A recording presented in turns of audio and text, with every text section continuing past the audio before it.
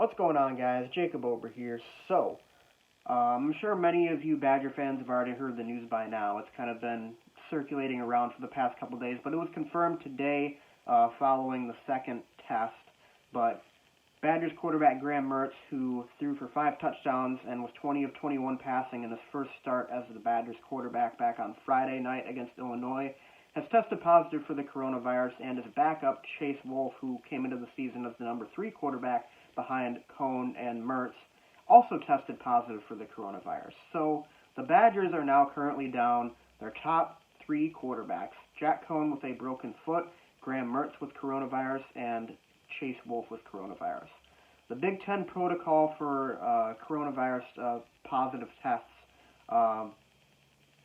basically says that you have to be out, I think, 21 days from your first positive test.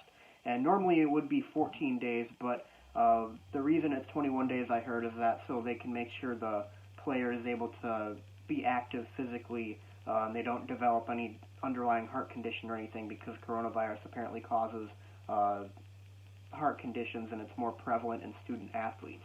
So that is the reason why it's going to be 21 days instead of 14 days like many people would expect. This basically ensures that Graham Mertz will be out for at least the next 2 weeks, and Chase Wolf is back up as well. The only reason not 3 weeks is because he tested positive on Saturday, this past Saturday, so the 3-week mark will be right at the time for the Michigan game, which is, the big game for the Badgers. It's going to be on the road against Michigan, against a likely ranked opponent. So it is good news that Graham Mertz could be back for that Michigan game. Obviously, nothing is set in stone at this point. Graham Mertz will be allowed to practice for that final week that he is scheduled to be out. So the first 14 days is quarantine, I believe, and then after that he's allowed to go and practice with the team. So, this is a interesting situation for the Badgers, and their number 4 quarterback is Vanden Boom, who has been with the team for a few seasons. He is a redshirt junior, and he has attempted 1 career pass in college, a 3-yard touchdown pass in 2018 against New Mexico at home at Camp Randall. I believe it was a 45-14 win. He came in garbage time and threw that touchdown pass. It's just going to be a next man up mentality, I think, for the Badgers. This is obviously a very unique situation this year, and you have to be able to prepare for things like this to happen, of course. I'm sure it caught a lot of people off guard with Mertz, having tested positive, the night after him having that huge performance, of course. Everyone was so excited at following that game, especially myself. I even made a video about it. But it is kind of unfortunate, but at the same time, the Badgers, I think, will be able to hopefully hold down the fort for the time being. Tom Oates was on a Milwaukee radio show, I think, today, and he said that people shouldn't just dismiss Vanden Boom as the number 4 quarterback. He said that there were some years where you could see any one of the Badgers' 4 or 5 quarterbacks being the starter that year.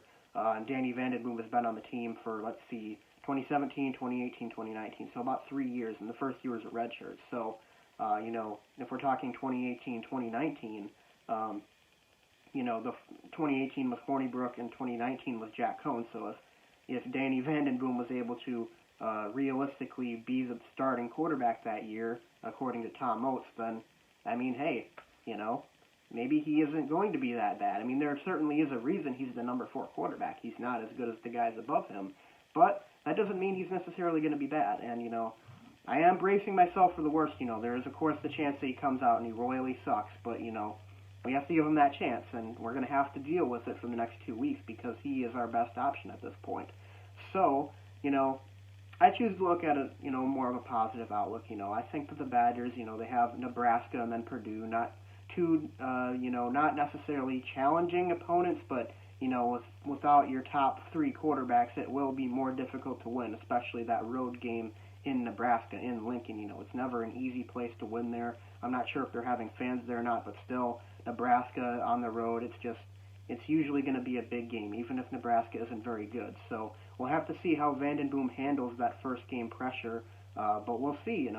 We have to give him that chance, and I am really excited to see him play. It's really cool actually to see a quarterback who's buried on the depth chart be able to play.